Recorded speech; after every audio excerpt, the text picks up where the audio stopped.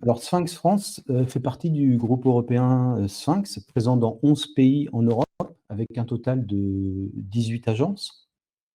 Le groupe Sphinx, c'est plus de 95 personnes, avec plus de 30 ans d'expérience, un savoir-faire et un support technique reconnu dans le marché du M2M et de l'IoT. Alors, comme vous pouvez le voir sur la carte à droite, Sphinx France est réparti sur 3 sites, à Paris, à Lyon, et le siège français en Vendée, à Montaigu, tout près de Nantes. Alors, la mission de Sphinx, en tant que distributeur, c'est d'accompagner nos clients intégrateurs, revendeurs et installateurs dans l'étude, la validation et le déploiement de tout type de projets IoT et de connectivité industrielle.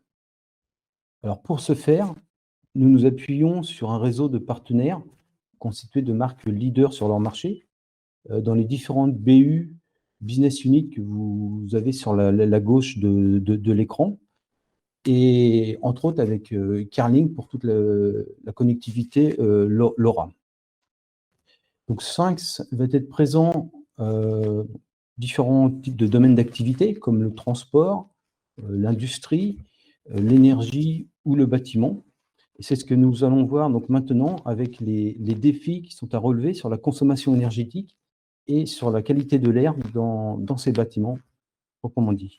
Donc, je vais laisser la parole à Benjamin, qui va prendre la suite pour la présentation, pour vous présenter tous ces défis liés à ces activités. Benjamin, c'est à toi. Merci à toi. Donc, l'objectif, effectivement, de la présentation, c'est de partager avec vous un certain nombre de retours d'expérience autour des enjeux du smart building. Alors, ça va être une vue synthétique. On a voulu aller à l'essentiel. Et bien sûr, on pourra non seulement répondre à vos questions et compléter nos échanges dans des phases après le webinar. Par rapport au défi de la consommation énergétique et de la qualité de l'air dans les bâtiments, tu peux passer au slide d'après, s'il te plaît. Donc, on a vu et on voit à travers tous nos échanges, effectivement, trois enjeux. Un premier enjeu autour du contrôle et de l'efficacité énergétique des bâtiments. Donc, effectivement, les bâtiments consomment et de plus en plus, il est demandé à l'écosystème d'obtenir, de procéder à des économies. Un enjeu numéro 2 autour de l'optimisation, de la gestion, de la propreté des bâtiments. On trouve tout ce qui est en jeu autour du smart office. Et un enjeu 3 par rapport à la qualité de l'air intérieur, renforcé encore plus par les problématiques qu'on rencontre avec tous les enjeux sanitaires que l'on vit tous les jours. Si tu peux passer au slide après. Donc, sur l'efficacité énergétique, le challenge de l'efficacité énergétique, et notamment en France. Alors, on a sans doute beaucoup entendu parler du décret tertiaire, qui impose aux entreprises des économies d'énergie dans le temps.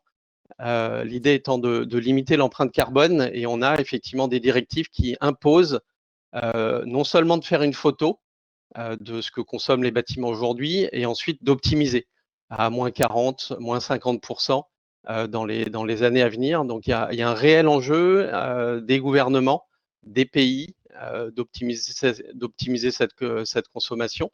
Donc, qu'est-ce qu'on peut mesurer dans un bâtiment?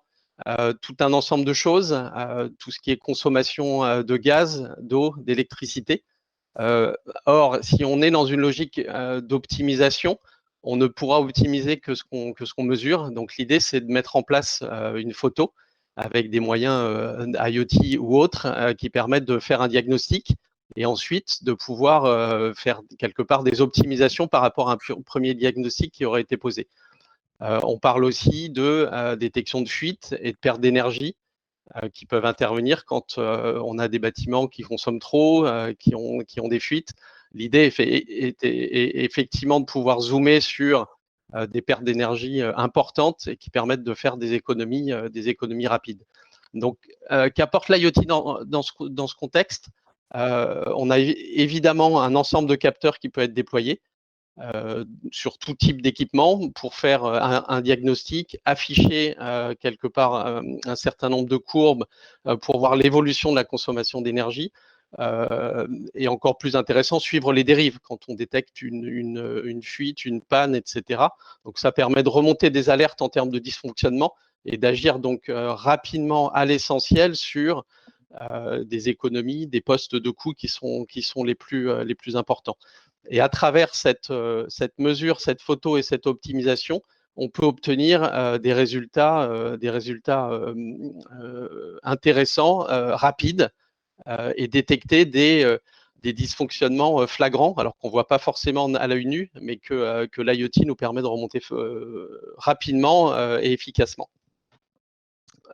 Tu peux passer au slide suivant.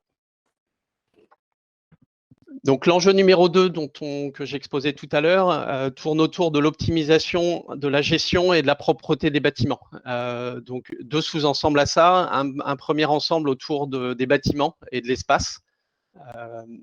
L'idée étant de pouvoir mieux répartir la manière dont on va utiliser les bâtiments. Donc l'idée de détecter la présence pour optimiser les consommations de chauffage. Ça peut paraître évident, mais il n'est pas forcément utile de chauffer une pièce, un bâtiment quand il n'y a personne dedans. Si on croise ça avec des exemples dans la ville, chauffer des bâtiments publics quand c'est les vacances, c'est pas forcément optimisé, et pourtant on continue à le faire. Suivre les flux, limiter le nombre de personnes dans un bâtiment. On voit aujourd'hui des contraintes en termes de régulation de nombre de personnes pour rentrer dans un bâtiment qui peut être un supermarché, ou alors un bâtiment pour suivre des consignes de sécurité. Donc tout ce qui est optimisation de réservation, de suivi, d'occupation des salles, donc les IoT peuvent apporter quelque chose d'intéressant. On voit des exemples aussi plutôt dans des hôpitaux, pour trouver plus rapidement des équipements qui peuvent être coûteux, qui peuvent être importants, qui sont en nombre limité dans un certain nombre de verticaux. Donc un exemple, ça peut être des chaises roulantes ou des respirateurs dans un hôpital. Deuxième sous-ensemble autour de la propreté des bâtiments. On voit beaucoup de boutons de satisfaction. Alors, ça peut être dans les aéroports, mais ça peut être aussi dans un certain nombre d'emplacements pour demander une intervention, par exemple dans des toilettes pour changer tel et tel équipement. On peut y mettre aussi de l'intelligence et limiter l'action manuelle à travers des détections automatiques pour optimiser l'intervention des équipes de nettoyage. On parle alors de predictive cleaning. On voit des solutions aussi de distributeurs de gel hydroalcoolique connectés. Je pense qu'il est relativement désagréable de rentrer, d'arriver à un endroit où on veut prendre du gel et finalement on n'en a pas assez. Donc l'idée est de pouvoir optimiser la qualité de service et d'être sûr que tous les équipements sont effectivement remplis avec le bon niveau de matériel. Et on voit aussi autour de la propreté des bâtiments qui va de plus en plus vers du confort, des équipements qui commencent à arriver pour détecter des odeurs, du bruit, et pour améliorer finalement la manière dont on va vivre dans un bâtiment qui peut être un environnement de travail également. Le troisième enjeu est autour de la qualité de l'air intérieur. Alors, on en entend de plus en plus parler, à mon sens, pas encore assez, mais c'est quelque chose sur lesquels il se trame effectivement quelque chose.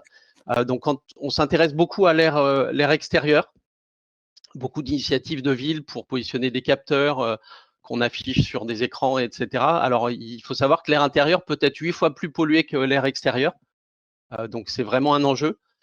On passe beaucoup de temps, trop de temps peut-être, en environnement intérieur, encore plus avec le télétravail. Il faut savoir que la qualité de l'air est la deuxième cause de mortalité dans le monde, donc 7 millions de morts par an. Et on a beaucoup de nos enfants qui sont dans des écoles, dans des environnements clos. Alors ça peut être des lycées, des universités, et ils respirent chaque jour des gaz, alors qu'ils peuvent aller jusqu'à des gaz quasi toxiques. Donc autour de la qualité de l'air, il y a trois impacts majeurs quand on parle de qualité de l'air intérieur. L'impact 1 tourne autour, peut provoquer des maladies, et là ça vient de gaz polluants, de particules fines. Deuxième impact, ça peut être une baisse des performances. Alors, on détaillera ces différents impacts tout à l'heure, mais si le niveau de CO2 augmente dans une pièce et que l'air n'est pas suffisamment renouvelé, on a une baisse des performances, simplement. Et le troisième, alors qui n'est pas forcément le moins intéressant en ce moment, on commence à voir de plus en plus, alors les scientifiques le savent depuis un petit moment, mais on commence à voir apparaître un vrai lien entre un risque de contagion Covid-19 par des aérosols. Et en fait, le nombre d'aérosols ou la concentration d'aérosols dans une pièce est liée et proportionnelle à la concentration de CO2. Donc, si on suit le CO2 et si on contrôle le CO2, on peut potentiellement baisser le risque de contagion, qui me paraît être un axe de réflexion assez intéressant en ce moment. Donc, si on zoome sur les sources de pollution de l'air intérieur, donc il y en a de diverses et multiples. Alors, il y a beaucoup de littérature. Hein. On est plutôt là sur les messages clés, sur une synthèse, mais si vous voulez en parler ultérieurement ou poser des questions par rapport à ça, il n'y a pas de. Vous êtes invité à le faire. Donc, quand on est dans une pièce et qu'on respire simplement, on émet du CO2. Je crois que c'est 4% de CO2 qui est émis, donc on émet une forte concentration de CO2 et si on ne change pas l'air de la pièce, bah, le niveau de CO2 augmente mécaniquement, pas très compliqué. On a aussi des COV, donc tout ce qui est COV tourne autour des gaz potentiellement polluants. Donc quand on fait de la peinture, quand on a des nouveaux meubles, quand on fait du feu, on a des émissions de gaz. Et encore une fois, ces gaz-là peuvent avoir des impacts à forte concentration. Encore plus quand on est dans un environnement potentiellement industriel, d'agriculture. Le troisième provient des particules fines. Alors on en entend beaucoup ou plus parler à l'extérieur, mais c'est aussi une contrainte à l'intérieur. Et ces particules fines peuvent effectivement provoquer des maladies et c'est pour ça qu'on a de telles conséquences en termes de nombre de morts par an.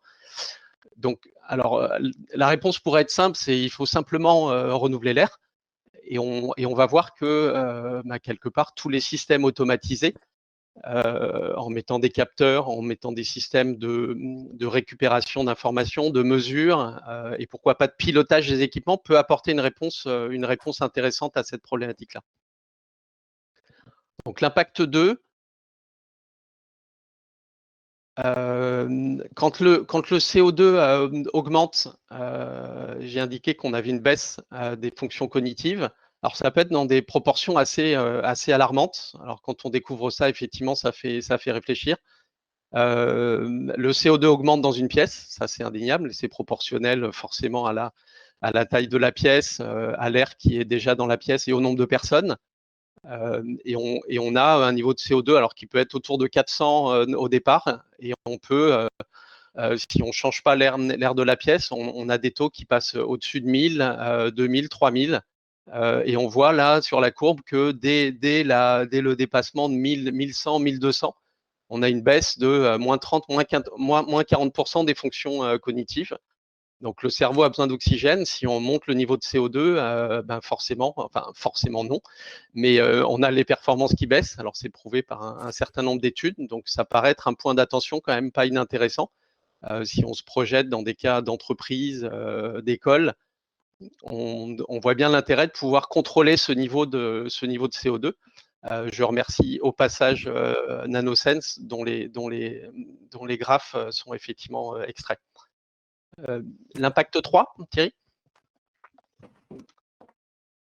Donc l'impact 3, c'est le lien entre le Covid-19 et la qualité de l'air, et notamment le niveau de CO2.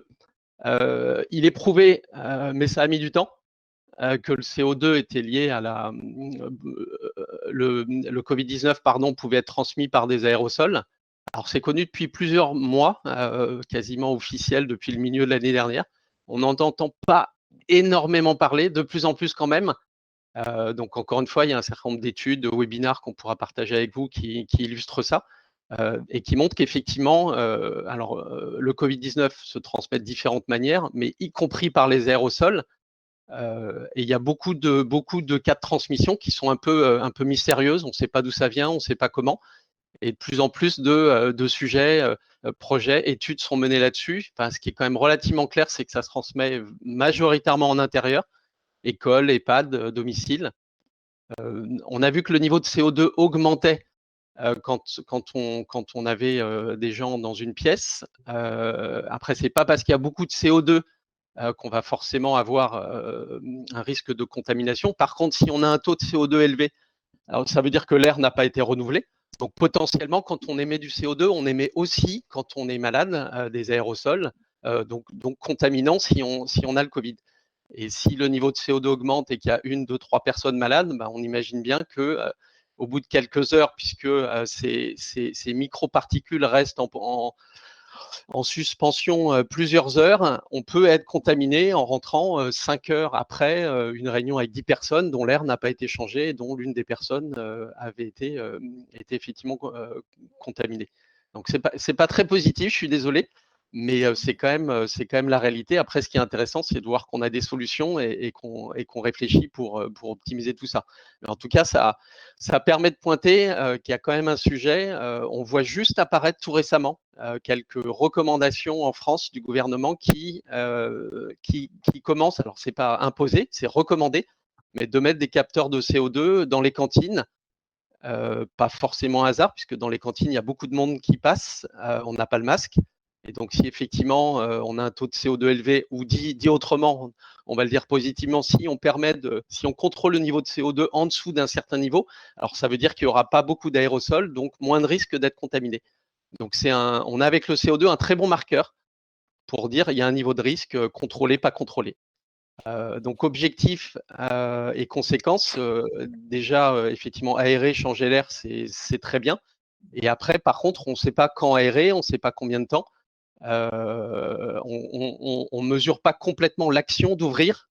Est-ce que c'est une fois par jour, 3 fois, 3 fois 1 heure, 10 fois 5 minutes? Donc le fait de pouvoir mesurer et de voir l'impact que ça a quand on ouvre la fenêtre, la porte, quand on pilote la VMC, quand on réduit l'arrivée d'air, alors ça nous donne plein d'indications sur la manière d'optimiser effectivement la manière dont peut être géré ce niveau de risque, qui est quand même, mine de rien, un enjeu majeur en ce moment. Tu peux passer au slide suivant, Thierry. Donc, la réponse de l'IoT aux enjeux du smart building. Donc, effectivement, on a un écosystème, notamment LoRa, qui est prêt sur toute la chaîne. Donc, les capteurs sont disponibles sur les 3 enjeux, hein, que ce soit mesurer, que ce soit optimiser l'utilisation ou des capteurs de CO2, de particules, etc. Donc, on a tout ce qu'il faut côté capteur. Le réseau peut être fourni par des acteurs comme Kerlink, et on a tout un ensemble d'applications qui viennent traiter les données, donner de l'intelligence, croiser les informations. Donc on a tout ce qu'il faut pour adresser les différents enjeux du smart building. Une tendance quand même, ce que je voulais appuyer, c'est qu'on a des bâtiments de plus en plus isolés. Donc finalement, un changement d'air, un renouvellement d'air était finalement géré quasi de manière automatique avant. Aujourd'hui, on a des bâtiments qui sont hyper isolés. Donc l'importance d'avoir une bonne aération à travers une VMC, une clim, des bouches d'aération est primordiale, parce que si on n'agit pas là-dessus, on a un air qui n'est pas changé, donc qui induit les conséquences qu'on a vues précédemment. Donc il est important de pouvoir coupler à la fois un enjeu d'efficacité énergétique qui nous est demandé, donc avec des choses où on mesure, on optimise et on fait des économies. Quand on adresse le challenge de la qualité de l'air, et c'est un peu contradictoire, bah, potentiellement on va ouvrir la fenêtre, on va changer l'air, activer la VMC.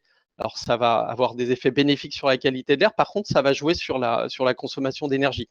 Donc il faut arriver à trouver le bon équilibre entre les deux, entre à la fois contrôler l'efficacité énergétique et en même temps piloter la qualité de l'air. Donc on se dit que derrière, des systèmes intelligents qui vont croiser effectivement les informations, piloter les équipements, peut être une très bonne réponse pour répondre à ce type d'enjeu.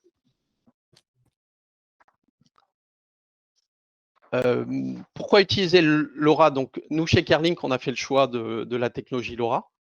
parce qu'on a un système à travers LoRaWAN qui est ouvert. Donc la LoRa Alliance, c'est plus de 500 membres. Donc on a tout un écosystème de gens qui réfléchissent à faire évoluer les standards, à offrir les meilleures solutions, faire évoluer les spécifications. Vous pouvez faire beaucoup de choses avec du LoRaWAN. On voit dans le smart building des solutions de GTB qui existent. Donc l'idée n'est pas forcément de remplacer, mais plutôt de s'intégrer à ces systèmes-là en apportant notre savoir-faire et puis notre intelligence. L'idée à travers les capteurs LoRa, c'est qu'on peut obtenir des capteurs qui vont être utilisés plusieurs années, dont on n'aura pas besoin de changer la pile, avec une grande autonomie. On a une pénétration de la radiofréquence en LoRa qui est excellente dans les bâtiments quand on compare aux autres technologies. Donc, on est sur des systèmes où, avec une antenne bien positionnée à un endroit, on peut accéder à tout un ensemble de capteurs. On est sur des coûts de déploiement très compétitifs, avec l'idée que si je déploie un réseau LoRa motivé par 1, 2 ou 3 use cases, on peut servir tout un ensemble d'applications. Donc, on part avec une idée, on part avec un business plan, un ROI à aller chercher. Et derrière, une fois qu'on a déployé le réseau, on peut multiplier les cas d'application, donc qui jouent aussi sur l'efficacité économique du déploiement. Donc, quelque chose aussi que je constate, c'est qu'on utilise beaucoup le réseau LoRa pour remonter des informations. Alors, sachez qu'on peut aussi utiliser le LoRa en message downlink. Donc, on peut aussi envoyer des commandes au capteur. Et quand je parlais d'intelligence à donner sur le couplage, à la fois de la mesure et également du pilotage.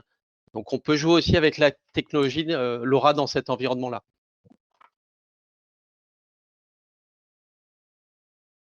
Donc, un exemple de réalisation, on a travaillé avec la société Sensing Vision sur le déploiement d'un projet à Saint-Grégoire, projet de Smart City. Alors, le projet est relativement modeste quelque part, mais il illustre bien ce qu'on peut faire. Une commune de 10 000 habitants, on a mis 68 capteurs de consommation d'énergie. On a aussi fait du smart parking, gestion de parking dans l'agglomération. Un challenge aussi pour montrer le côté évolutif de la proposition. C'est qu'on a été demandé d'installer pour des questions de vaccination, donc des capteurs de température qui ont été installés dans des frigos en quelques heures parce que le réseau était déjà en place. Donc on peut servir des nouveaux besoins une fois qu'on a une base de use case et de réseaux qui sont déjà mis en œuvre. Un exemple de suivi de CO2, donc on voit que ça commence à recueillir une certaine attention, puisque des capteurs de CO2 ont été mis dans des crèches pour améliorer la qualité des siestes. Donc le ROI par rapport à ça, il n'est pas évident à trouver, mais par contre, si on veut travailler confort, accompagnement des citoyens, ça paraît être un driver qui est tout à fait intéressant. Et en termes de résultats économiques, donc là principalement drivé par l'optimisation de la consommation d'énergie, on est à 43% d'économie d'énergie sur quelques mois. Donc, pour synthétiser, oui, j'avais oublié celui-là, un petit exemple d'application et d'interface. Donc, on a effectivement à travers une interface de supervision. Donc, ça, c'est le côté mettre des capteurs pour mesurer un certain nombre de choses. On peut se poser la question pourquoi les connecter et pourquoi quelque part on fait pas les différentes mesures et on fait des relevés à la main. L'idée, c'est de pouvoir avoir un outil de supervision, d'alerting, d'intelligence qui va simplifier la manière dont on va mesurer et suivre l'ensemble de ces paramètres pour pouvoir induire et proposer aux utilisateurs, aux superviseurs de la plateforme, d'agir effectivement sur la base de remontée d'informations, de suggestions d'optimisation du chauffage et un certain nombre d'alertes comme ça. Donc, en conclusion, effectivement, pourquoi travailler avec Kerlink sur le smart building? Donc, Kerlink, je n'ai pas beaucoup parlé de produits, mais ce n'était pas l'idée. L'idée, c'était de parler de problématiques et de la manière dont on pouvait y répondre ensemble. Donc, effectivement, Kerlink apporte une infrastructure complète pour opérer des réseaux privés, mais on est également sur des réseaux publics, puisqu'on est fournisseur des grands opérateurs télécoms dans le domaine.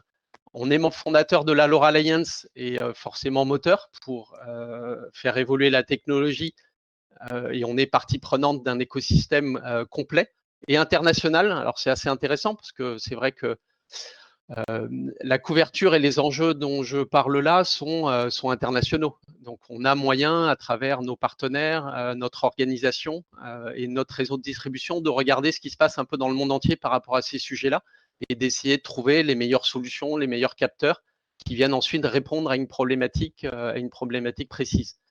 Donc, je fais partie des équipes de business développement et on est évidemment à votre disposition pour travailler sur la base de besoins. Alors, quelques-uns ont été exprimés là et n'hésitez pas à revenir vers nous pour justement les challenger, les compléter et nous dire si quelque part on adresse les vrais enjeux, notamment du smart building. Et l'idée, c'est effectivement de vous apporter la meilleure solution complète avec nos partenaires. Donc, on ne fait pas de capteurs, on ne fait pas de partie applicative, mais avec des partenaires sélectionnés, déjà intégrés techniquement, commercialement, on pense pouvoir adresser la majeure partie des problématiques qui ont été exposées aujourd'hui. Effectivement, avec Sphinx, c'est un bon exemple. Distributeur de Kerlink, notamment en France. Donc, on s'appuie sur les équipes de Sphinx et on accompagne les équipes de Sphinx qui prend le lead sur des accompagnements projets.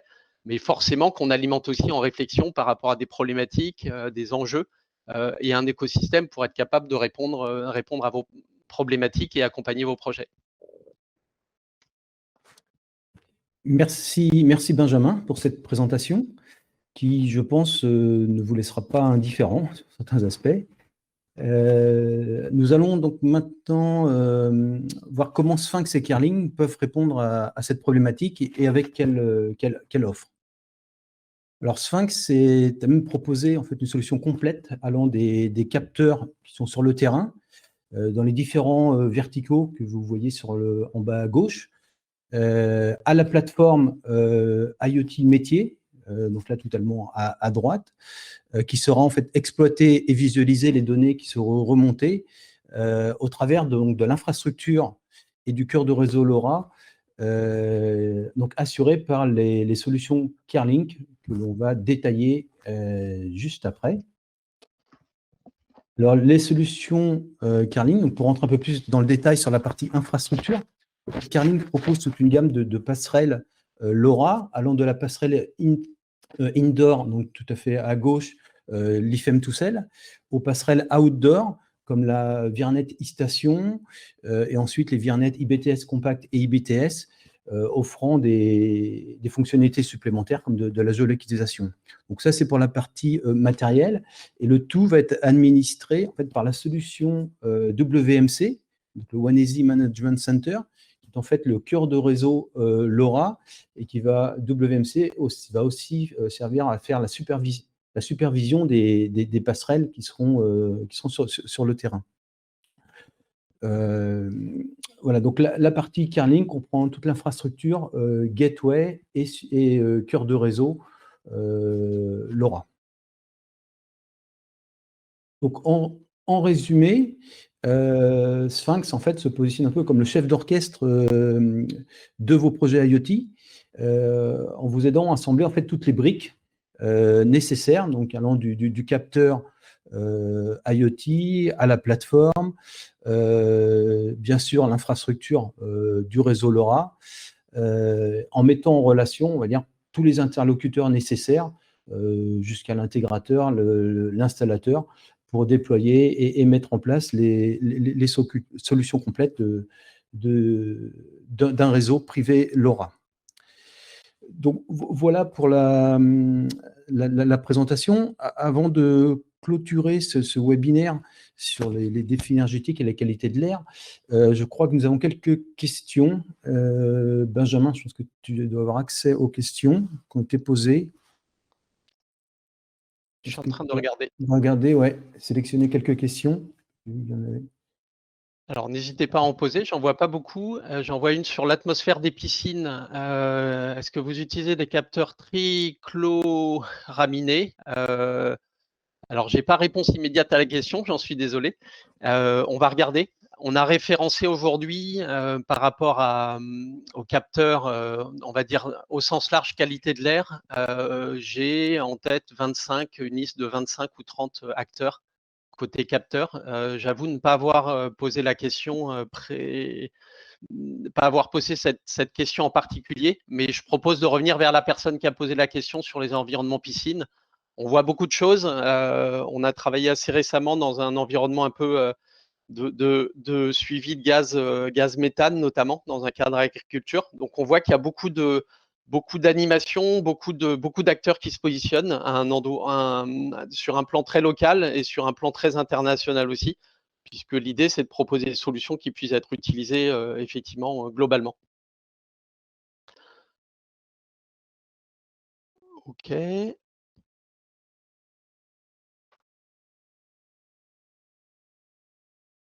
Depuis longtemps à Smart Agri. Ok. Ok. Je vois une question par rapport à l'ouverture des fenêtres dans le smart building. Donc effectivement, on le voit, on n'a pas toujours moyen, j'irais une réponse extrêmement simple à la problématique, notamment de la qualité de l'air, c'est d'ouvrir les fenêtres. Alors parfois, il n'y a pas de fenêtre. Parfois, donc il vaut mieux dans ce cas-là ouvrir la porte, c'est pas choquant. Et après, ça donne très envie de regarder ce qui se passe côté aussi arrivée d'air, ce qui est VMC. Puisque c'est aussi une piste pour pouvoir changer l'air, qui est finalement le driver. Hein. Après, une fois qu'on a ouvert la fenêtre, ce que j'ai pu mesurer dans quelques études ou lire dans quelques études, c'est il vaut mieux ouvrir quasiment 5 à 10 minutes la fenêtre par heure, de manière à changer complètement l'air. Il vaut mieux ouvrir pas longtemps, mais beaucoup, de manière à optimiser le changement d'air dans la pièce sans pour autant baisser beaucoup la température. Alors la température de l'air va baisser, mais si les murs restent chauds, tout va remonter assez vite. Donc on est sur ces trade-offs là. Maintenant, effectivement, il y a des solutions qu'on commence à voir qui sont de capteurs qui sont posés dans une salle de classe notamment. On voit ça à l'étranger avec un certain nombre de LED, etc. Nous, on se dit que, alors c'est un début de réponse, c'est intéressant, c'est mieux que rien.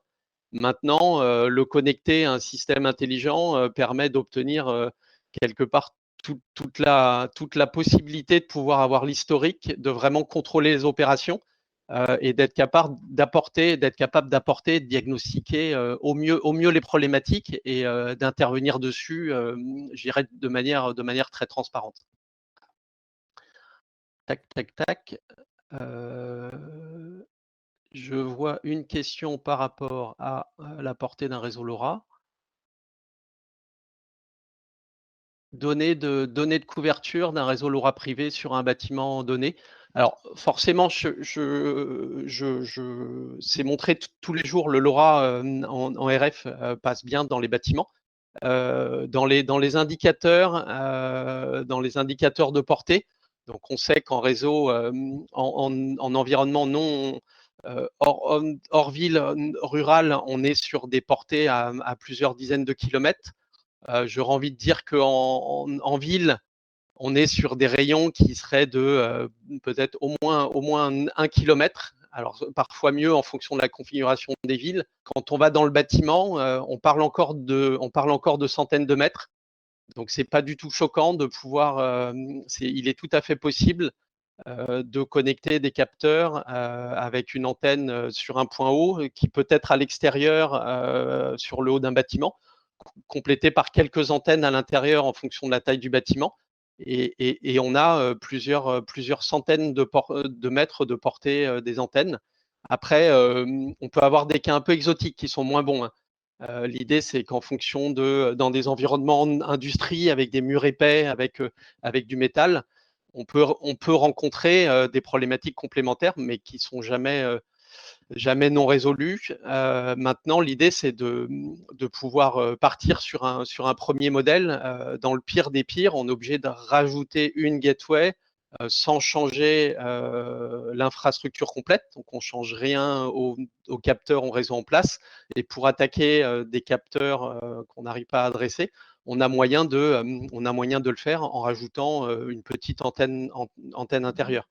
Les cas d'exemple, on a réalisé un cas avec l'équipement d'une centaine d'hôtels Accor avec la société H Experience, et on a mis, dans 80% des cas, on a mis une gateway dans les hôtels, et parfois, quand on ne pouvait pas adresser tous les capteurs, on est obligé d'en rajouter une deuxième. Mais c'est un cas minimum.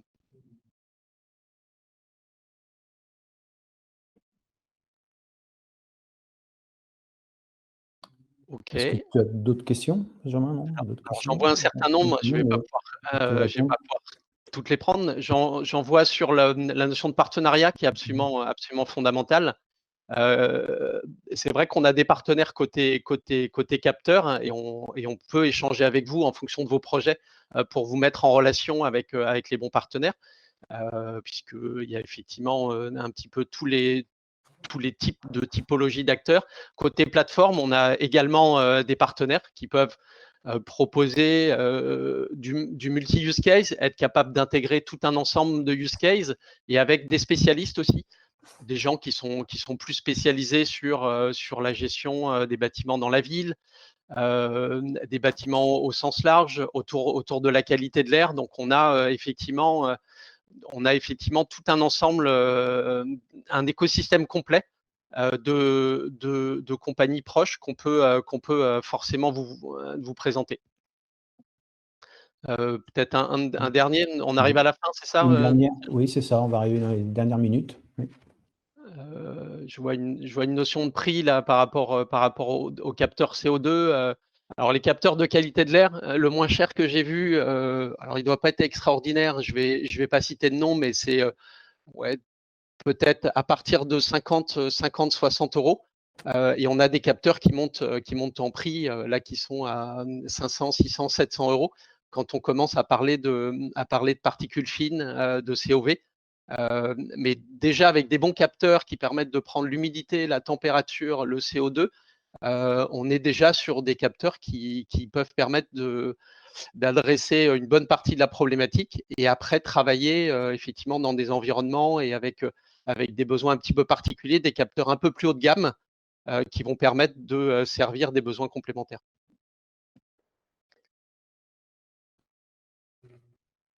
Très bien. Merci Benjamin. Je pense qu'on va s'arrêter là. Merci d'avoir assisté à ce webinaire, et en espérant que cette présentation vous a permis d'en savoir plus sur les défis à relever sur les sujets de la consommation énergétique et de la qualité de l'air dans les bâtiments. N'hésitez pas à nous recontacter si vous souhaitez des informations complémentaires sur les solutions, sur les sujets qui ont été abordés. Nous vous donnons rendez-vous en fait, le 13 mars pour notre prochain webinaire sur le même format avec Carlink, où le sujet sera sur la Smart Industry. Voilà, merci pour votre attention. À bientôt, au revoir. Merci, au revoir. Au revoir à tous.